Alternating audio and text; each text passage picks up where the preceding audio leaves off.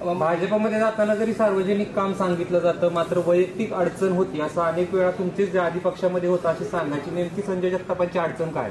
आता मला त्या सर्वांना त्या ठिकाणी सांगायचंय, माझं कार्य, चरित्र, माझा व्यवसाय, माझी संस्था, माझ्या सगळ्या गोष्टी ह्या आपल्या सगळ्यांच्या समोर आहेत. कुठल्याही गोष्टी आणि कुठलाही शब्द राजकारणामध्ये जरी असलो तरी राजकारण मी कधी केलं नाही.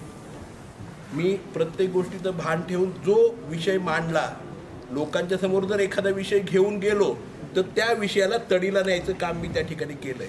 आणि आजही मी कुठलाही विषय वैयक्तिक, कुठलाही पर्सनल, परिवाराचा, माझा वैयक्तिक एकही प्रश्न, एकही कंडिशन न सांगता हे जे लग्न, ही जी सोयरीक ठरली आहे ना आमची, म्हणजे आमच्या परिवाराची आणि भारतीय जनता पक्षाच्या परिवाराची ही सोयरीक, ही बिगर हुंड्याची सोयरीक ठरली. याच्यामध्ये कुठल्याही प्रकारचा कोणीही वोट मला वाटतं दाखवू शकणार नाही, कारण याच्यामध्ये कुठली मागणी आम्ही त्या ठिकाणी केली नाही.